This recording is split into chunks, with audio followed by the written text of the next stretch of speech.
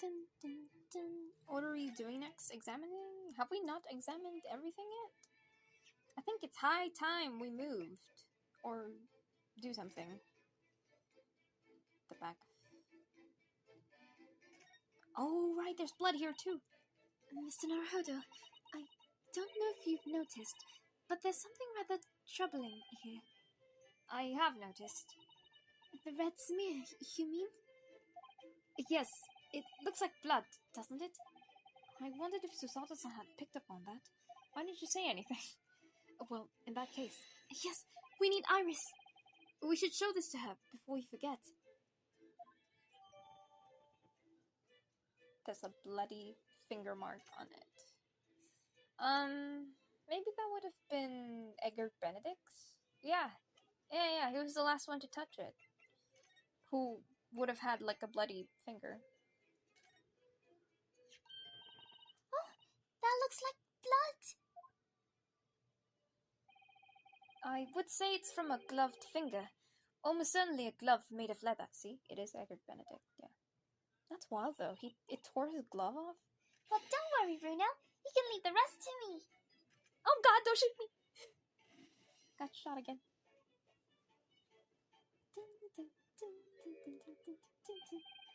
Look at that.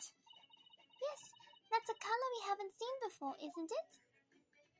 We simply must add it to the portfolio of blood samples. It could be a very important clue. It is. It will be. Although, it would be nice to find out whose blood these different colors correspond to at some point. It would be. Well, this particular stain of blood... Oh, you've an idea, haven't you? Do you know whose blood this is? I think I do. Yes, I have an idea whose blood it is. Not from the color it turned, but with a little deduction. Oh, he's learning. That's right! I think it's clear. Iris, you know as well? You first, Reno. Who do you think it belongs to? Alright. I believe that this is the blood of... Oh. Oh, none of the... Oh. What? Oh, Mason? Really? Thrice-fired Mason? You don't sound very sure of yourself the way you said that. Well, it was 2 months ago now in any case. And of course I'd never met the victim, so I'm struggling to remember his name. He was definitely thrice fired, though. The victim of the omnibus case? Yes, his name was indeed Mr. Thrice-Fired Mason. But that would mean that this bloodstain was left on the ticket 2 months ago. Yes, I think it was. Gina brought this ticket here to Winterbanks yesterday. I'm suggesting that the bloodstain was already on it at that time. So it's a smear of blood from the time that Mr. Mason was killed 2 months ago. Something else is coming back to me now. Mr. McGilded was also wearing leather gloves that night. Oh god. Now I asks yous, what good-hearted soul wouldn't rush to help a fella bleeding from the stomach? I wasn't about to start worrying about me gloves now, was I? I reached out to give the man a hand. Please stop springing up on me, my Irish accent shit. It certainly does look like the leather-gloved thumbprint, this mark. But we know that Mr. McGilded had no injuries at the time, anywhere on his body. From which we can conclude he probably just lied. That the blood on the glove belonged to the victim, Mr. Mason. Mr. Naruhodo, you sound just like Mr. Sholmes. Minus the quirky slip-ups, I hope. No, I stutter all the same. Yes, I think you're right, Reno. Very well. Let's make a note of this. That was unexpected. I was thinking it might have been Edgar Benedict. That never came to my mind, actually. Oh.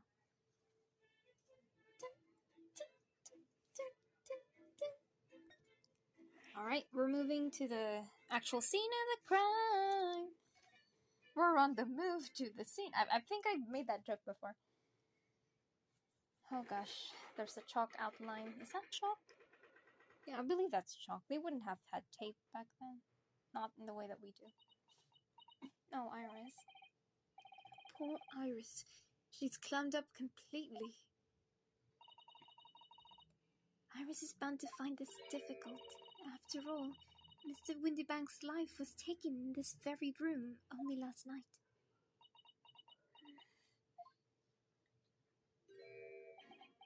Hey, Grexy. Ah! Wait, Inspector, you can't just say ah and then leave. What is it now, Sunshine?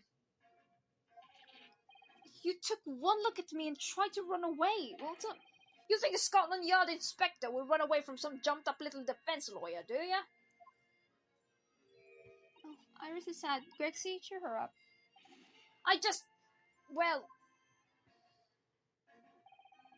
I've never seen a ladyship looking like that before, is the thing. I didn't know what to say to her. So you weren't running away from me, you were running away from a 10-year-old. When you put it like that. I'm afraid this is all too much for young Iris. Some gentle reassurance might go a long way, perhaps, Inspector. Eh?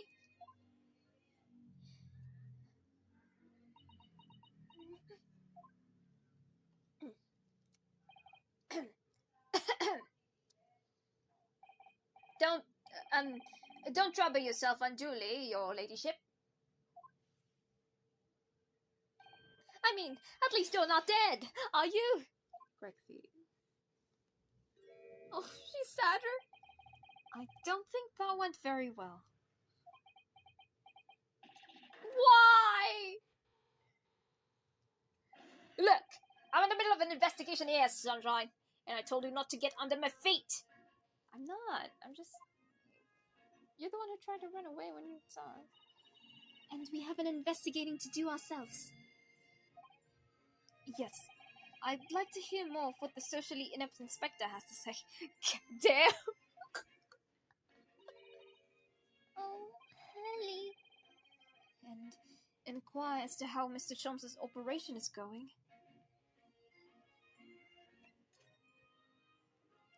Sorry, Gregson doesn't know the word delicate. So, Inspector, what do you make of the crime scene here? Pshaw! You got your eyes, have you? Use them! It is what it looks like, nothing more, nothing less. Iris, could you lend me a hand? So, Grexy, what do you make of the crime scene here? Oh, yes, your ladyship. Do allow me to humbly explain. Last night, shortly at the hour of 1 o'clock in the morning, Scotland Yard police attended the scene. The one and only door to this storeroom was found locked from the inside. So it was locked from the inside. Also, Grexy, this is weird. The lock apparently appears to be broken now, though. What was that the police officers doing? Quite right, ma'am. Right. We took the liberty of smashing the door in as humbly as possible. Oh. As you can see, the victim was discovered prostrate on the floor, thus-wise. And next to the aforementioned body, we discovered the vile gutter child. Jesus. Are you talking about Ginny? She's my friend, you know, Inspector. Miss Lestrade, the hapless girl, was curled up on the floor, dead to the world. She's still alive, you know. Yes, when I saw her, she appeared to be unconscious. And I'm afraid to say, she had the gun that was used in her hand. No! Presumably, it's the gun that's still down there on the floor now. In a pocket, we found the key to the door as well. What? The key to this storeroom? And you say the storeroom has been locked from the inside, Inspector? Correct. All of which leaves her ladyship's friend in something of a sticky situation, I'm afraid. Look at the smug-ass Gregson sprite. Oh, munching on his chips. Obviously, my personal opinion is that it's also sort of misunderstanding. course it is, Inspector. Of course it is. I love how Renosuke, as time goes on, also becomes a little jaded, much like Phoenix. Grexy, do you know anything about Hurley? Is the operation finished? Is Hurley alright? Is he... Well, the thing is... Don't mince your words, Inspector. Please. You don't mean to say that Mr. Sholmes is... No. The operation's done and dusted. It's just that, well... Out with it! Does that sound ready to take him down? Yes, ma'am! They use something called a general anesthetic. It's the latest thing, renders the old body insensitive. The whole body anesthetized. Anesthetic. I can't read it. It means the operation can be completed while the patient is still fast asleep. Goodness, in the Empire of Japan, we can just manage to provide laughing gas for a tooth extraction. The trouble is, the latest thing isn't always the greatest thing, if you follow my meaning. They couldn't get the medication to work at first, so it took hours for him to nod off, or so I hear. And now that the op's finished, they can't get him to wake up, apparently. Oh my! No one knows if it's the anesthetic still in the system, or if the bloke's just plain exhausted. It's the cocaine. But anyway, all they can do is stand back and watch until he comes around again. Hurley? The moment he opens his eyes, your ladyship, I swear I shall get word to you. What a surprise. Even in matters of life and death, Mr. Sholmes still has to do things his way. Yes, that's just how the Sholmes does. What a my pace kind of guy.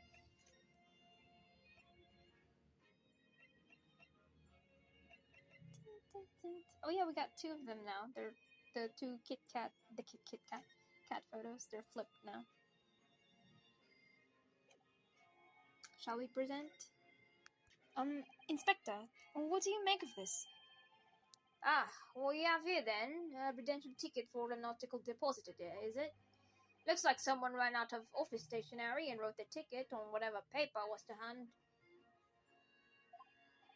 Yeah, this is the ticket for Mr. McGilded's overcoat, the one that little diver turned up with yesterday.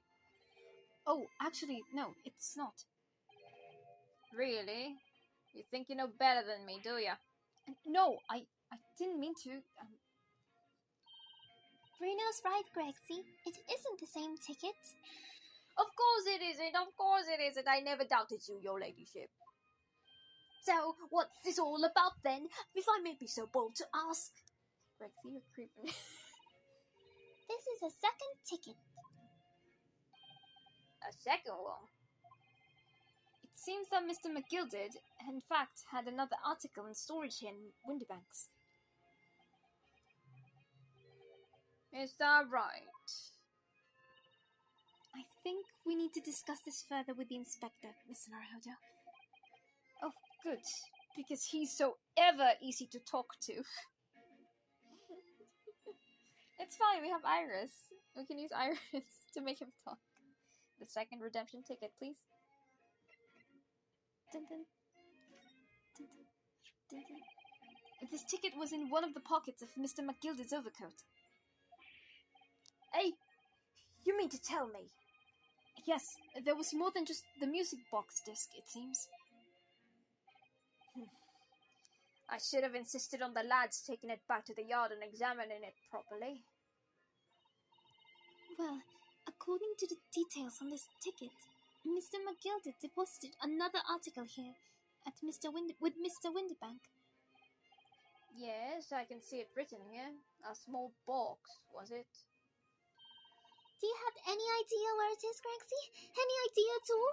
It's another article belonging to Mr. McGilded. It could be an important clue. Well, yes, I suppose it could be. Please, stop looking at me with those big turquoise eyes all full of hope and expectation. It's too much pressure. I'll lose me marbles, sir, Will. I'll go barking. I'll go barking? What? Woof, woof. This is no time for dog impressions, Inspector. That's enough sauce from you, Sunshine. There is one thing that springs to mind. According to this ticket, the redemption deadline's already passed, hasn't it? Oh, yes, of course. Articles are only held for 2 months. So, the small box will no longer be here, then? That's right. It's been forfeited. Which means it could be on the shelves in the front of the shop, where all the forfeited items are offered for sale. Yes, the shelves in the front. We must search them at once. You're wasting your time. Oh? There are dozens of little boxes out there, hundreds even. We can't possibly know which one might have been McGilded. That information's not written in the ledger. Well, I think we should have at least a look, just in case. Of course, your ladyship, of course. Very sensible of you, I'm sure. This is getting old. Yeah, I'm fucking exhausted, Grexy.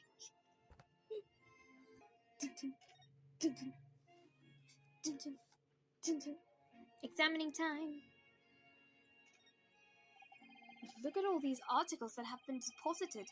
The room is stuffed full of them. I can't believe how many there are. A bicycle, a gramophone, musical instruments, even some enormous paintings. Look! Pieces of different people's lives quietly gathering dust in here together. There's something very peaceful about the atmosphere in here. Or at least there would be, if not for the chalk outline of the floor when the policeman shuffling around. Was Ryunosuke like a literature student? What was his previous course? I don't know. Not much I can do about that, Sunshine. It's fine, Grexy. It's not your fault.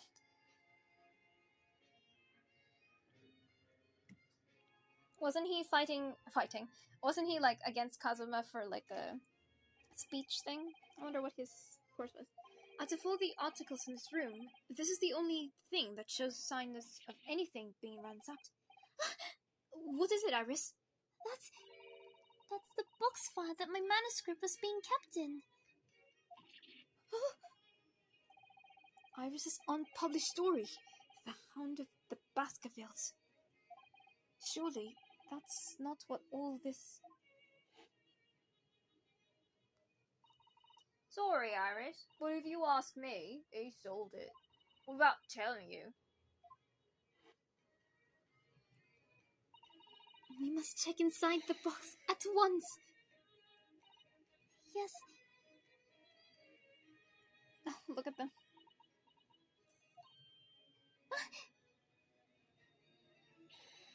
It was there. Iris' story was there. Really? It was? Well, that's good news, isn't it, Iris? Yes. I mean, of course I believed Hanny when he said he deposited it here, but still, it's a relief to actually see it. Really? Because that's not a very well hidden frown. Iris, what's up?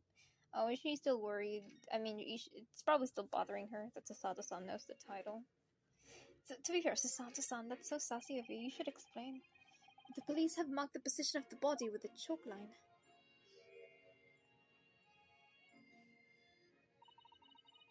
Poor Mr. Windybank. He was such a nice old man. Well, he was shot just once, through the heart.